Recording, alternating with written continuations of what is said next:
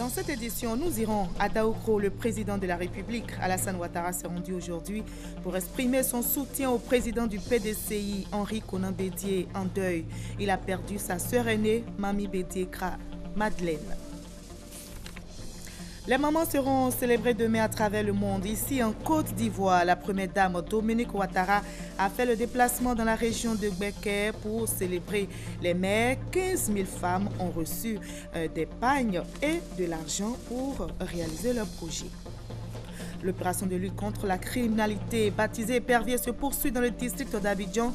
Pour s'assurer du bon déroulement de l'opération, la haute hiérarchie de la police a effectué une visite de terrain. Faut-il reporter ou annuler les Jeux olympiques de Rio de Janeiro? 150 experts en santé sont inquiets à cause du virus Zika qui sévit au Brésil. Bonsoir à tous, merci d'avoir choisi RTI 1 pour vous informer. La page culture de ce samedi est consacrée au SILA 2016. Le Salon international du livre d'Abidjan, ouvert jeudi dernier, a refermé ses portes aujourd'hui. Quel bilan dressé de ce salon qui a réuni écrivains, libraires, éditeurs, bref, tous les amoureux du livre? Le SILA 8 a-t-il tenu ses promesses? Le livre « Lieu de mémoire et porteur d'avenir » que renferme ce thème débattu au SILA 2016 et comment devenir un ami du livre. Toutes ces questions, nous les poserons dans quelques instants à notre invité de la page culture, Ange Félix Ndakri, commissaire général du SILA, président de l'association des éditeurs du Côte d'Ivoire. La page culture, ce sera dans une trentaine de minutes. Tout d'abord, direction Daoukro, où le président de la République, Alassane Ouattara, s'est rendu aujourd'hui pour exprimer son soutien au président du PDCI, Henri Konan Bédié. Il est en deuil, il a perdu sa sœur aînée, Mami Bédié Kra, Madeleine. À son arrivée, comme vous l'avez vu ce matin à Daoukro, le président Ouattara a été accueilli par le président Bédié. Ils ont ensuite mis le cap sur Pépressou, village où résidait la défunte. À Pépressou, le chef de l'État, Alassane Ouattara, a présenté ses condoléances à la famille et au chef du village. L'illustre disparu, Mami Bédié Kra Madeleine, sera inhumé le 4 juin prochain dans l'intimité familiale. Une nouvelle plus gaie à présent avec la fête des mères. Les mamans seront célébrées, je l'ai dit tantôt, demain à travers le monde. Ici en Côte d'Ivoire, la première dame Dominique Ouattara a fait le déplacement dans la région de Gbeke pour célébrer les mères. 15 000 femmes se sont mobilisées pour faire la fête et grâce au FAFSI, Fonds d'aide aux femmes de Côte d'Ivoire, elles ont reçu des dons, des milliers de pagnes, 150 millions de francs CFA pour réaliser leur projet. C'est un reportage de Viviane Aimé. Des femmes qui se réunissent pour se célébrer à l'occasion de la fête des mères, c'est désormais tradition. Mais cette année, dans le Gbeke, la fête avait une joie particulière et pour cause. La première dame de Côte d'Ivoire présente à Bouaké pour partager ce moment avec ses sœurs de cette région qui, pour l'occasion, s'étaient déplacées massivement à l'ancien stade de la ville devenu trop étroit. Près de 15 000 femmes l'avaient pris d'assaut. La magie Dominique Ouattara, faite de solidarité et de générosité, avait une fois encore opéré. La première dame avait dans ses bagages, pour ses sœurs du Gbeke, des dons pour un montant de 170 millions de francs, composés de vivres et de non-vivres, dont 5 000 complets de pagne wax de la dernière collection, plus 12 500 000 francs en espèces. Mais ce n'était pas tout.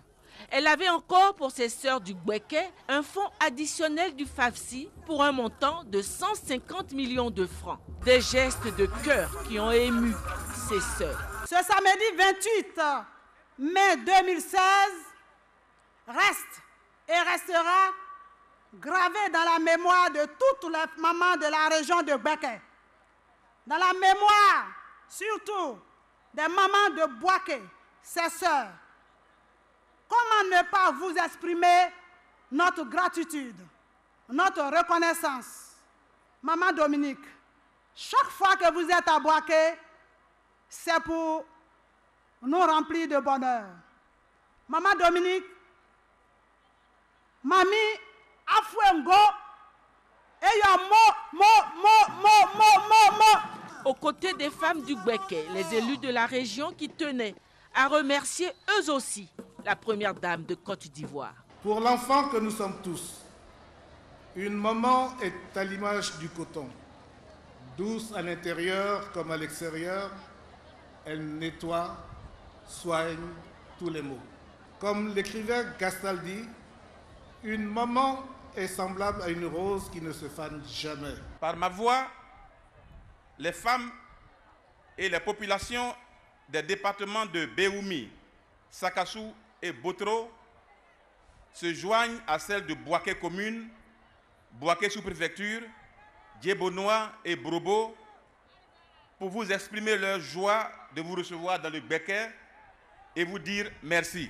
Fille de cette région également, la ministre de la Promotion de la Femme, qui a rendu à son tour un hommage à la première des femmes de Côte d'Ivoire. Madame la Première Dame, vous êtes un modèle de femme déterminée, de mère aimante, débordante d'amour pour les autres. Cette détermination est la clé du succès et du leadership de votre époux, Son Excellence, Monsieur le Président de la République de Côte d'Ivoire, aux côtés de qui vous avez été de tous les combats, au risque de votre vie et de celle de votre famille, comme une dame au grand cœur. En réponse, la Première Dame a exprimé son admiration pour toutes les mamans de Côte d'Ivoire, pour leur courage et leur abnégation. Chère maman de Côte d'Ivoire, et tout particulièrement, chère maman du Béquet, je voudrais vous rendre un vibrant hommage. Chère fille, chère sœur, la fête des mères me donne l'agréable occasion de vous dire à quel point je suis sensible au travail remarquable que vous accomplissez chaque jour. Vous vous battez avec le peu de moyens dont vous disposez pour soutenir vos familles avec dynamisme et courage. Vous êtes des exemples et des modèles à suivre pour nos filles.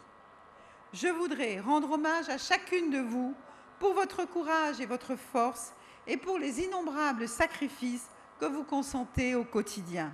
J'aimerais souhaiter une belle fête des mamans à toutes les mamans de Côte d'Ivoire. J'espère qu'elles seront entourées d'amour par leur famille, car elles le méritent toutes. Bonne fête à toutes les mamans de Côte d'Ivoire. Si la Première Dame avait de nombreux dons pour ses sœurs du Béquet, ces dernières, à leur tour, lui ont offert plusieurs présents. Des mères heureuses, elles ont reçu de nombreux cadeaux, 5000 complets de pagnes, du matériel et des équipements, ainsi que des vivres. Voyons leur réaction au micro de notre reporter Abiba Dambeli Saoui. J'ai pris FAFSI grâce à une ONG. Aujourd'hui, j'ai une lapinerie à la maison. J'élève des lapins. Je fais mon restaurant. Et vraiment, je remercie la Première Dame. Nous sommes très heureuses. Je vends les chaussures, les pains, les foulards avec cet argent. Aujourd'hui, je m'en sors très bien. Je m'occupe de mes enfants vont à l'école, je m'occupe d'eux très bien. Moi-même, je m'habille très bien, je mange bien aujourd'hui grâce à maman Dominique. Je la remercie beaucoup. J'ai pris une somme de 150 000 et j'ai aujourd'hui une boutique grâce à maman Dominique. Vraiment, je dis merci à la maman Dominique, la femme au cœur d'or. Elle fait beaucoup pour nous. Grâce à elle, aujourd'hui, là, je ne tends pas la main devant quelqu'un. Je demande encore à maman Dominique de faire beaucoup de choses encore pour nous. J'ai pris le fonds FAFSI à 150 000 francs. J'ai fait les pains traditionnels dans ce que je vends. Donc quand j'ai fini de payer les 150 000, je suis allé encore, j'ai eu encore 600 000. Avec 600 000 encore, j'ai agrandi, j'ai un magasin maintenant, je vais à millions. Donc je dis merci à maman Dominique. Et la Première Dame Dominique Ouattara a désormais une rue, l'avenue Dominique Ouattara. Cette avenue qui porte son nom existe désormais à Bouaké. L'avenue a été inaugurée par la Première Dame elle-même. Le reportage est signé Abiba Dambeli Saoui. Une grande surprise attendait la Première Dame de Côte d'Ivoire, Dominique Ouattara, à son arrivée à Bouaké ce samedi 28 mai 2016. C'est l'inauguration d'une avenue qui porte son nom, l'avenue Dominique Ouattara. C'est le cadeau des populations du Béquet à la Première Dame, avec à leur tête le président du conseil régional, Jean Kwasi Abonois, et le maire de Bouaké, Nicolas Djibo. Un geste, selon le maire, pour marquer d'une pierre blanche la constante générosité de la colombe de la paix et de l'espérance.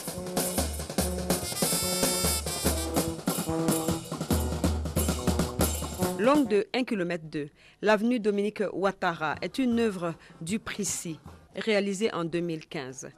Elle comprend 3 grands segments. Elle permet de faire la jonction entre les parties sud et est de la commune de Boaké, sans passer par le centre-ville, où la circulation est souvent dense. Henriette Konambédié, présidente de l'ONG Servir, honore aussi les femmes. Il s'agit des femmes issues du secteur du vivrier. La rencontre est une initiative de la Jeune Chambre internationale Abidjan Ivoire. Henriette Konambédié a invité les femmes à contribuer à l'émergence de la Côte d'Ivoire, nous explique Gabriel Zani. Il n'y a pas d'études qui l'expliquent, mais le secteur de la sécurité sociale embauche plus de femmes. Peut-être parce qu'elles sont plus à l'écoute des autres et inclinent à l'assistance. Les femmes des structures sous tutelle du ministère de l'Emploi et de la Protection sociale ont été célébrées par l'organisation non gouvernementale Servir.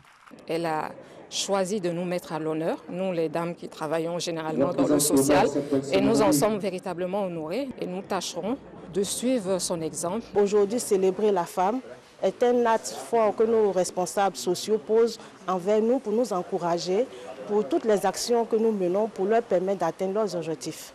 Pour la ministre de la Promotion de la Femme, la célébration des femmes des structures de sécurité sociale est le lieu de saluer leur dévouement à la cause des retraités et aux questions humanitaires.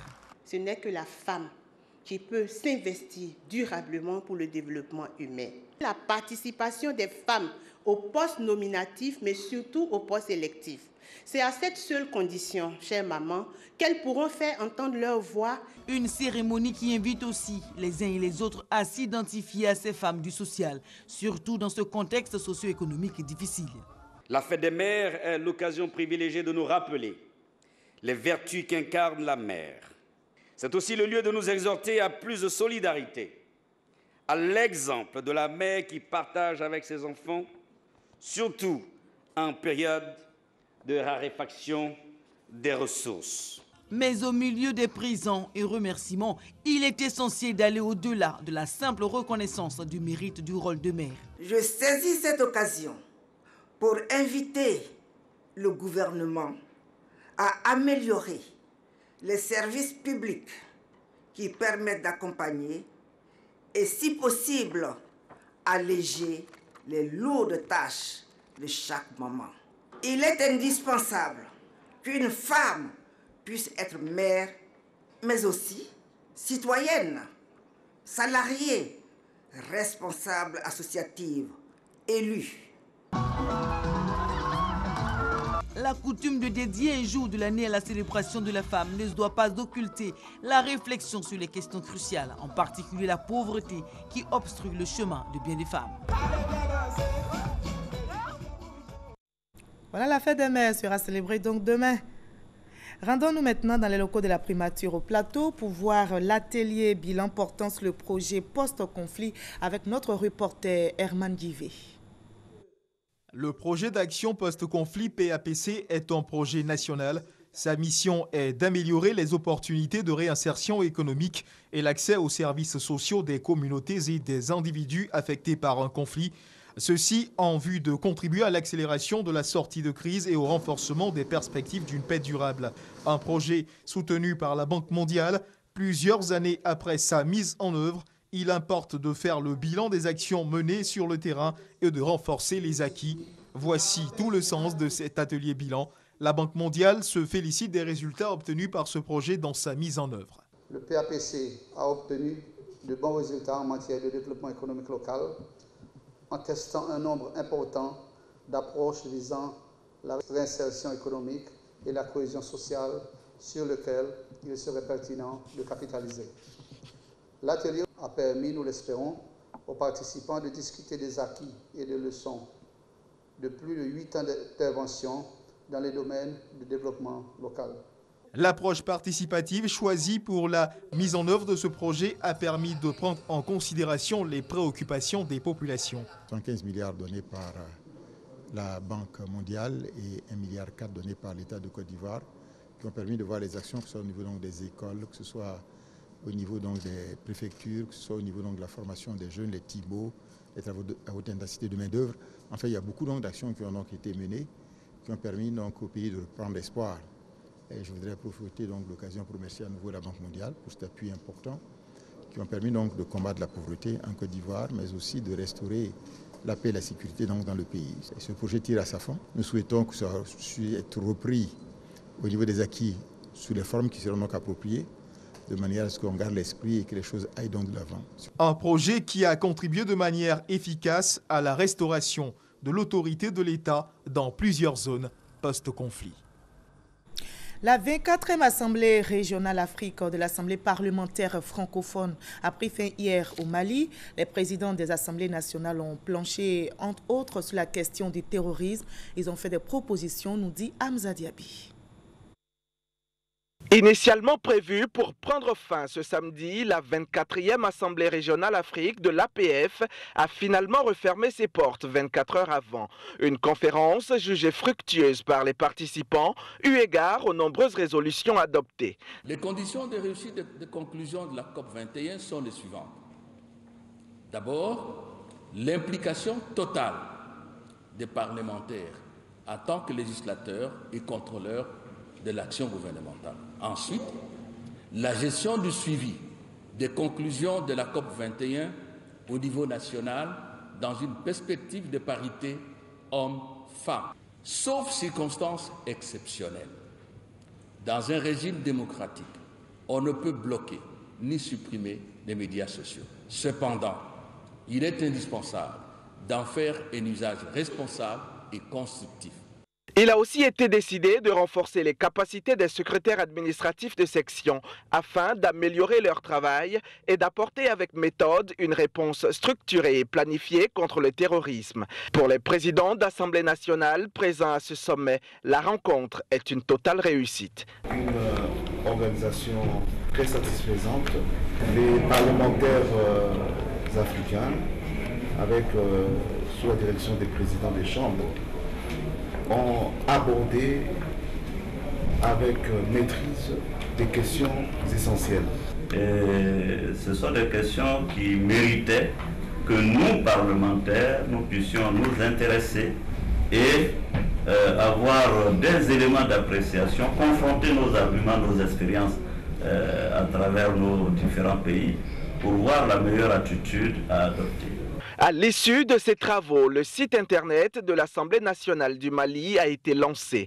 La 25e Assemblée régionale Afrique se tiendra en mai 2017 au Maroc.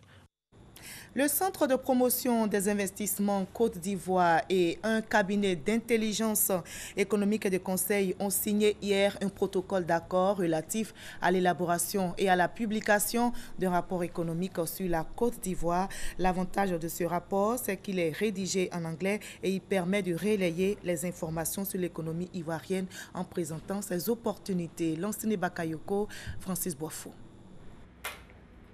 Ce rapport économique que Oxford Business Group s'engage à réaliser se fera via des données crédibles et portera sur l'ensemble des aspects de la vie économique, notamment les principaux avantages compétitifs, les opportunités à saisir, mais aussi les difficultés rencontrées. Tous les domaines sont concernés. Le secteur bancaire, les assurances et marchés financiers, l'énergie, les transports, les infrastructures, le tourisme, les télécoms, l'industrie et l'agriculture. Nous essayons d'écrire une analyse macroéconomique, donc ce n'est pas juste des données et des statistiques, c'est plutôt une description générale du secteur d'activité en soulignant les opportunités et les challenges pour les investisseurs. Le rapport, qui doit être rendu public probablement en septembre prochain, est composé à 85% d'analyses réalisées à travers entretiens et recherches de terrain et à 15% de tribunes publiées avec des personnalités locales et internationales. The Report Côte d'Ivoire, le produit de ces analyses sera donc un document unique.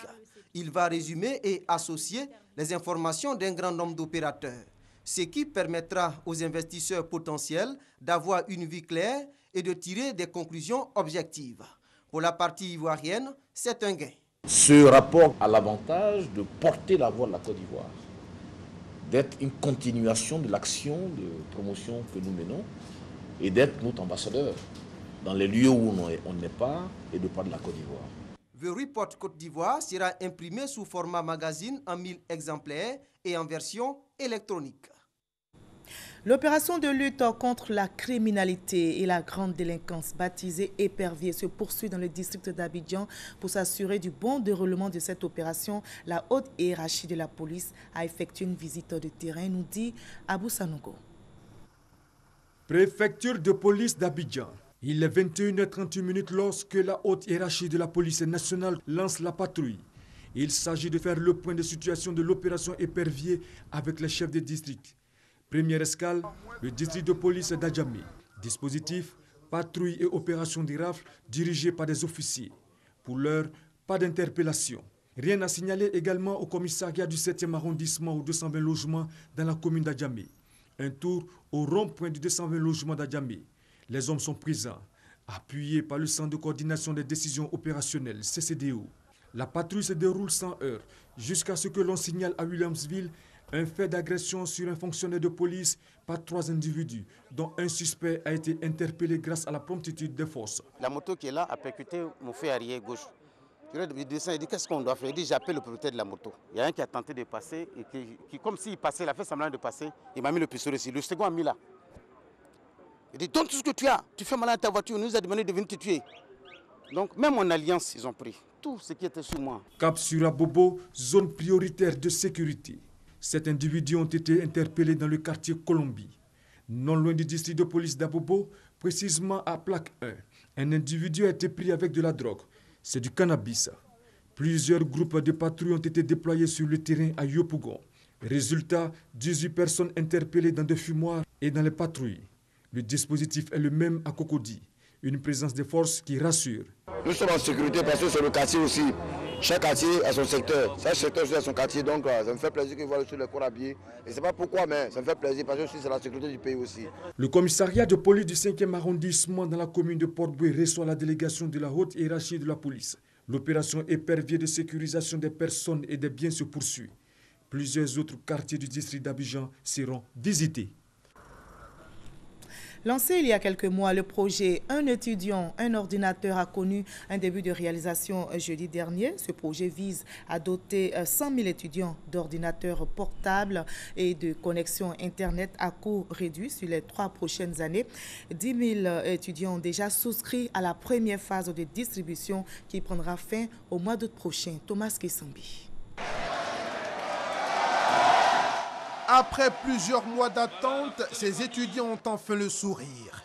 Ils sont les 10 premiers bénéficiaires du projet Un étudiant, un ordinateur portable assorti d'une connexion Internet.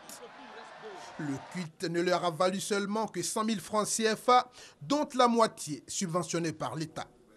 La joie qui les anime est à la hauteur de la nécessité de l'outil numérique dans leur formation. Je suis vraiment heureux, vu que ce n'est pas facile de rédiger une thèse sans outils. Moi, par exemple, je suis scientifique. Ça va m'aider à pouvoir sélectionner d'autres devoirs des autres universités. J'ai cru à ce projet, même si par moment, on a pensé que ce projet-là allait s'étouffer. Doter 100 000 étudiants sur les 3 prochaines années d'un kit informatique, c'est ce que vise le gouvernement à travers ce projet. Si de nombreuses difficultés ont émaillé la première phase, le ministre Bruno Koné assure de la détermination du gouvernement à conduire le projet à son terme. Un impératif, selon lui, à l'heure du tout numérique. Dans quelques années, 80% des emplois exigeront un minimum de connaissances en TIC. Vous comprenez donc pourquoi nous nous battons pour que dès à présent, nos élèves, nos étudiants connaissent, maîtrisent complètement ces technologies pour être de leur monde dans les 5-10 prochaines années. Après cette remise symbolique, la distribution des kits aux 10 000 premiers souscripteurs au projet se fera du 14 juillet au 19 août prochain. La deuxième phase est annoncée pour le mois de septembre 2016. Le taux de scolarisation ajouté à celui de l'échec scolaire dans le Folon inquiète le ministère de l'Éducation nationale. Le ministère a donc décidé de mener campagne dans cette région pour changer la donne, nous dit Serge Coléa. Dans la région du Folon, au nord de la Côte d'Ivoire, seulement 22% d'enfants en âge d'aller à l'école sont régulièrement inscrits. C'est un des taux de scolarisation les plus bas en Côte d'Ivoire.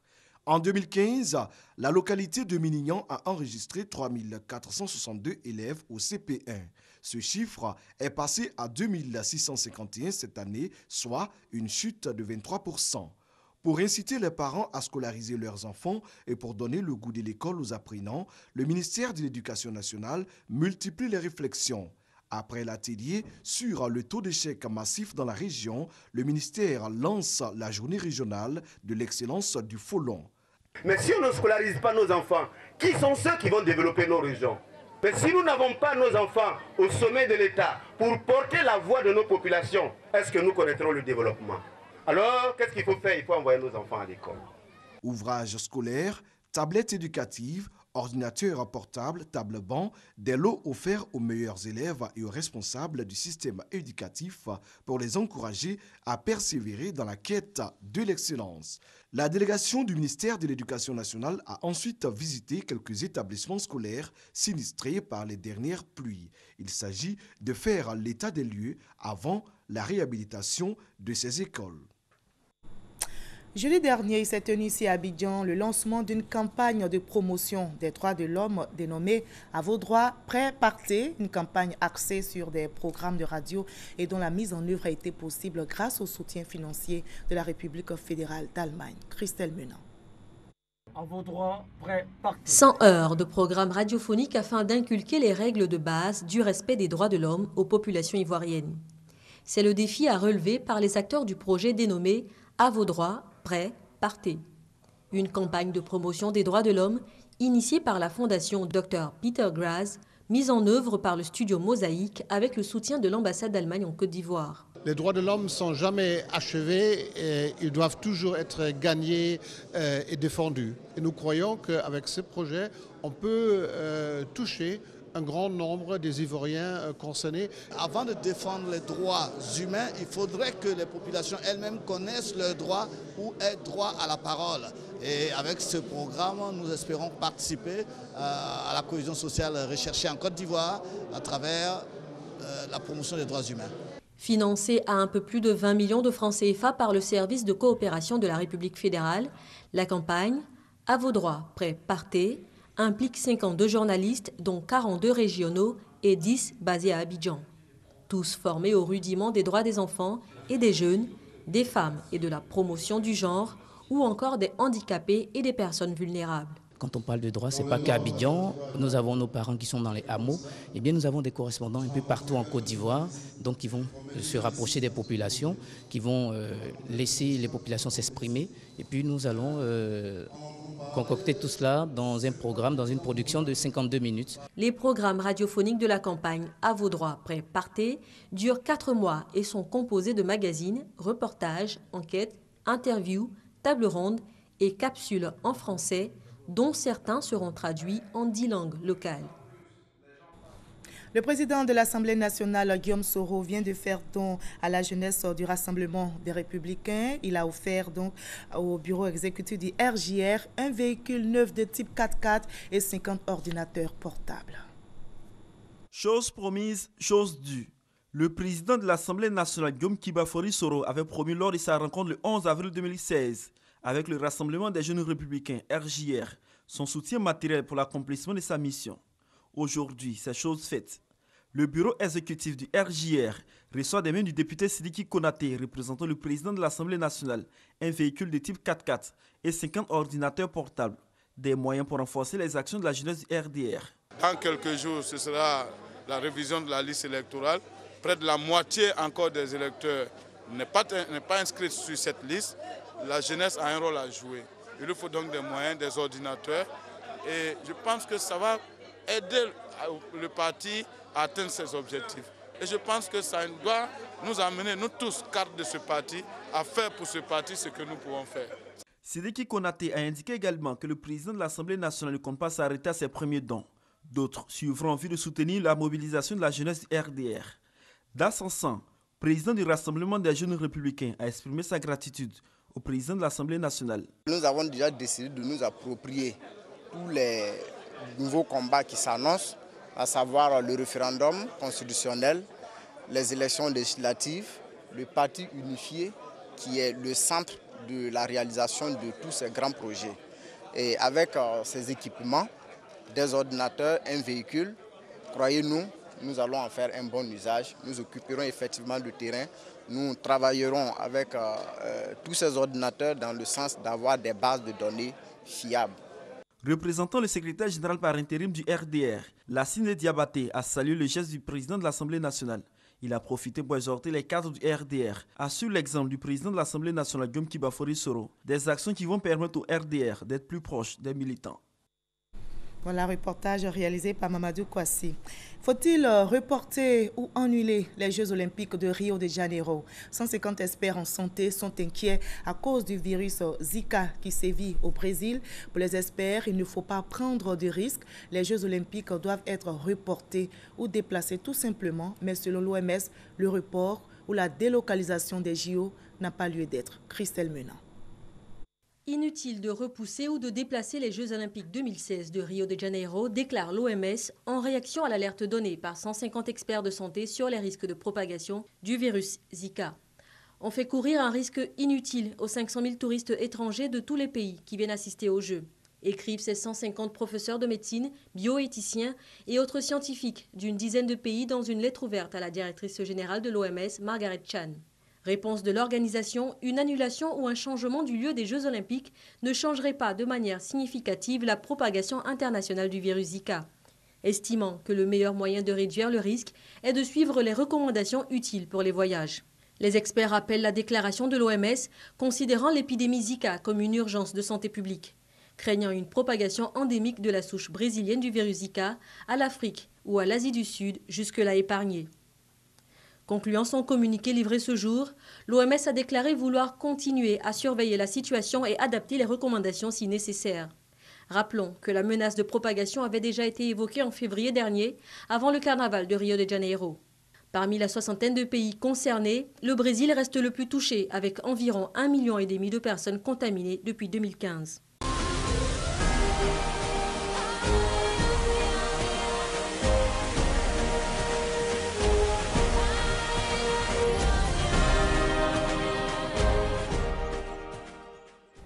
Bienvenue dans la page culture. Le livre Lieu de mémoire et porteur d'avenir, c'est le thème de la 8e édition du Salon international du livre d'Abidjan qui vient de refermer ses portes pour faire le point de ceci-là et surtout pour relever l'importance du livre dans la vie d'une personne. Nous avons invité le président de l'association des éditeurs de Côte d'Ivoire. Il est également commissaire général du SILA 8, M. Ange Félix Ndakri. Bonsoir, Bonsoir. M. Ndakri. Bonsoir. Alors, le rideau vient de tomber sur la 8e édition du SILA. Vos impressions en tant qu'éditeur et en tant que commissaire général de ce salon?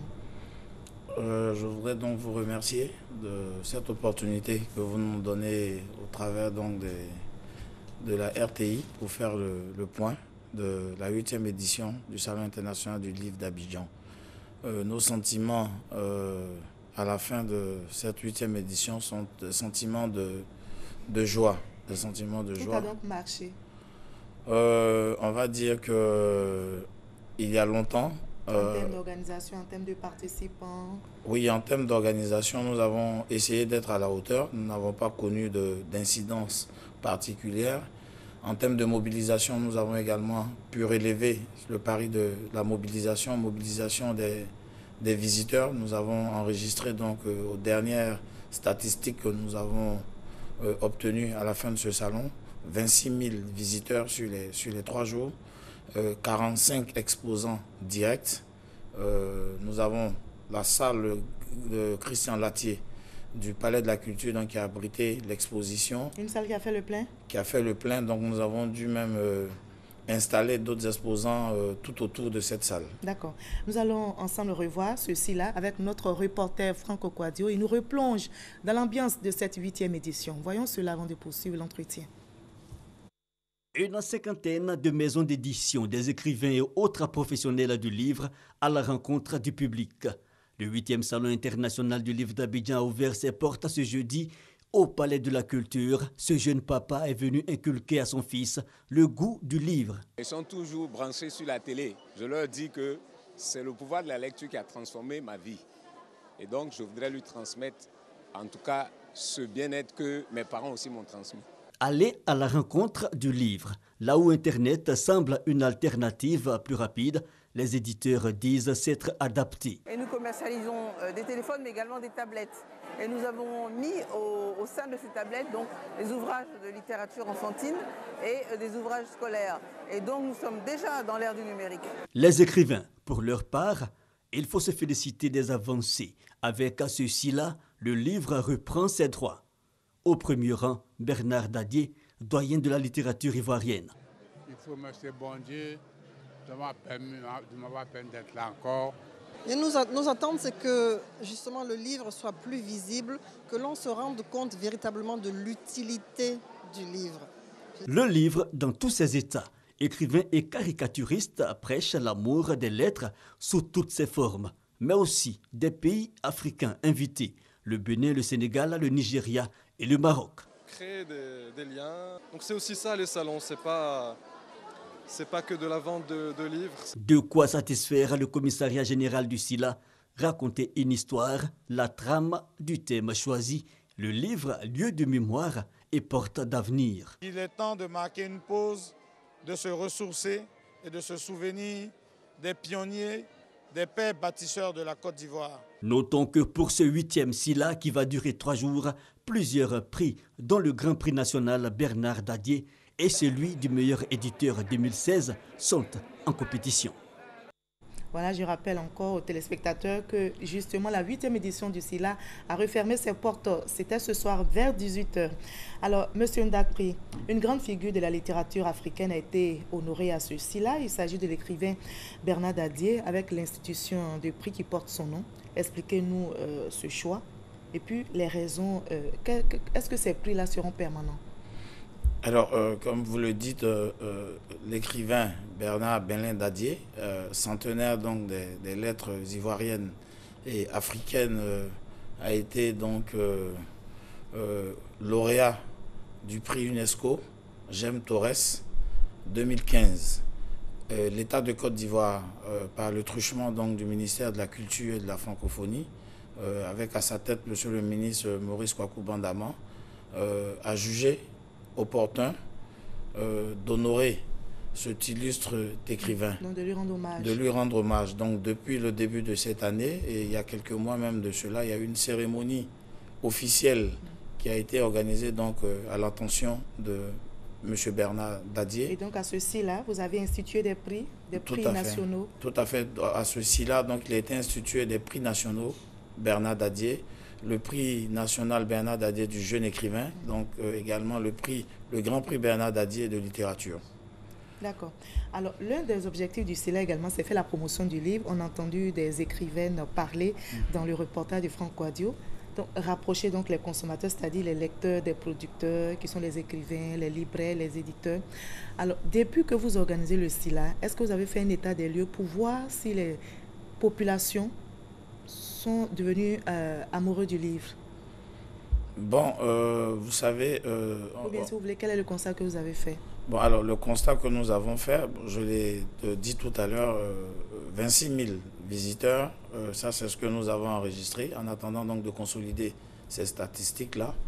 26 000 visiteurs, c'est pas rien. 26 000 visiteurs, c'est... C'est des personnes qui vont par curiosité, mais est-ce que les Ivoiriens aiment lire, selon l'état des lieux que vous avez fait? Oui, bien sûr que les Ivoiriens aiment lire. Nous ne sommes pas d'accord avec l'argument... On n'a rien affirmé. On a juste posé, savoir est-ce que les Ivoiriens aiment lire. Vous êtes fondé sur quoi pour mener votre enquête? Comment vous l'avez menée? Alors, comment nous savons comment nous apprécions l'intérêt des populations ivoiriennes donc pour la lecture? Nous avons comme indicateur de performance la vente des ouvrages à travers les librairies, qui est déjà le premier indicateur de performance. Mais nous avons également aussi le taux de parution d'ouvrages, donc par maison d'édition et donc par ricochet au bout de l'année. Au terme de l'année, nous avons donc une idée globale du nombre d'œuvres publiées, tous genres confondus. Vous avez une idée où c'est élevé? Nous avons aujourd'hui en moyenne pour chaque maison d'édition une moyenne de 12 à 15 ouvrages publiés par an. Donc si vous faites rapidement l'addition, vous verrez que nous avons donc une bonne moyenne à ce niveau. D'accord. Alors, avez-vous une idée de ce qu'ils aiment lire? Puisque vous êtes éditeur, vous savez quand même ce que certainement ces lecteurs-là achètent le plus souvent. Qu'est-ce qu'ils aiment lire? Alors, je voudrais commencer déjà par préciser que chaque maison d'édition, donc chaque éditeur a sa ligne éditoriale en fonction donc de ses objectifs. Et le constat que nous faisons aujourd'hui, justement avec les éléments des libraires, les éléments également produits par les éditeurs, nous donne de croire que le genre littéraire prisé pour le moment en Côte d'Ivoire, nous avons en tête, on va parler de tout ce qui est littérature, je ne dirais pas la littérature sentimentale, mais nous avons un genre littéraire qui aborde les questions de société, le vécu des Ivoiriens, un peu de littérature sentimentale. Après donc ce premier genre apprécié des Ivoiriens, nous avons également les essais, tout ce qui est essais politiques, essais économiques. Et enfin aussi la littérature enfantine et de jeunesse. D'accord. Alors finalement, dites-nous de façon, je ne sais pas, un tribunal, est-ce que le SILA a eu des impacts dans la vie des populations en matière de promotion du livre? Rapidement. Oui, le SILA a... Comment vous l'évaluez? Mais nous évaluons donc cet impact positif sur la vie des Ivoiriens. Déjà, comme je vous l'ai dit, à partir des statistiques disponibles. Donc aujourd'hui, nous sommes devenus des amoureux du livre. Ben oui, les Ivoiriens... Les enfants aussi? Oui, les enfants. Les enfants, il y a eu des phénomènes formidables ce matin. Lors de la pause déjeuner, les parkings du Palais de la Culture se sont érigés en lieu de pique-nique pour les enfants qui sont venus nombreux avec leur déjeuner, qui ont pris leur repas. S'approcher du livre. Pour pouvoir s'approcher du livre. Et c'était formidable. Merci beaucoup, M. Ndakri. On voit bien que le style a des impacts. C'est la 8e édition. On attend la 9e. Merci en tout cas d'avoir été avec nous sur ce plateau. Merci. Merci à vous également de nous avoir suivis. On se retrouve demain à la même heure.